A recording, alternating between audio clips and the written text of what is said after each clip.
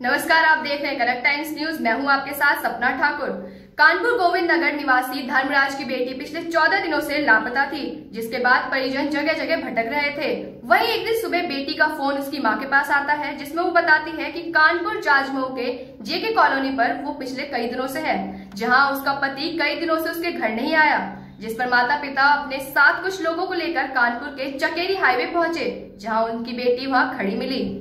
जिसको लेकर आने के बाद बेटी से परिजनों ने पूछताछ की तो उनकी बेटी ने बताया कि वो किसी आरिफ नाम के युवक के साथ पिछले कई दिनों से रह रही थी। वहीं परिजनों की तहरीर पर पुलिस अधीक्षक दीपक भूकर द्वारा लड़की से पूछताछ की जा रही है।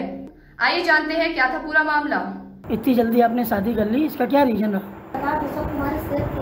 कोर्ट पे हुई, जेड स्क्वायर के पीछे कोर्ट है। हाँ, वहीं पे हुई है। वहीं पे हुई। हाँ। तो अचानक उसी दिन पहली बार मुलाकात हुई थी या उससे पहले भी कभी बात हो चुकी है आपकी, मिल चुकी है आप उससे? नहीं, पहली बार हुई थी। पहली बार हुई थी। तो इतनी जल्दी आपने उस पर भरोसा कर लिया अपने माँ बाप को छोड़ के? क्या भाई बहन हो?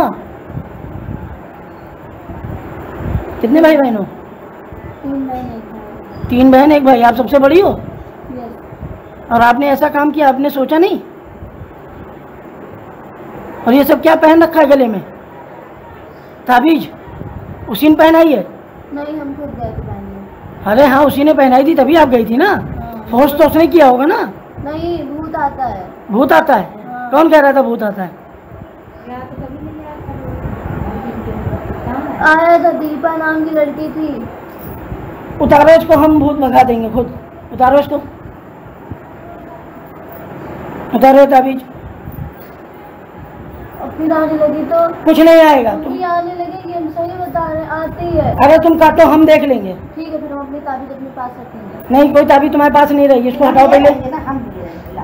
एक लड़की को पेश किया, प्रस्तुत किया, जो पिछले 7 दिनों से अपने घर से लापता थी और आसिफ शाह नाम का एक जाजमऊ में रहने वाला मुस्लिम समाज का व्यक्ति था, जो इसको भगाकर बहलाकर फुसलाकर ले गया था। इनकी माताजी ने हमसे बात की, तब इनको ले जाकर हमने रामा देवी से पकड़ा। हमारे कार्यकर्ताओं ने, उनके साथ अजय मिश्रा जो साथ में थे, सब लोग थे, उन्होंने पकड़ा और एसपी साहब के सामने प्रस्तुत किया। ये सामान्य व्यक्ति, ये सामान्य विषय नहीं है, ये वास्तव में हिंदू समाज को तोड़ने का विषय है और हिंदू समाज के ऊपर षड्यंत्र का विषय है। लव जिहाद आतंकवाद का ही दूसरा प्रारूप है कि हमारे समाज की भोली भाली लड़कियों को, कन्याओं को बहलाकर फुसलाकर भगाकर ले जाना, उनको मानसिक रूप से मस्जिदों के मौलवियों के द्वारा यत्न करना और उनको मानसिक रूप से अपने धर्म से विमुख करना। एक लड़की है, उनके पेरेंट्स आए थे, उन्होंने बताया कि उनकी जो लड़की है कुछ दिन पहले चली गई थी किसी के साथ और आज वो तहरीर देने पहुंचे हैं थाने पे। जो तहरीर दी है उसके हिसाब से हम FIR दर्ज कर रहे हैं।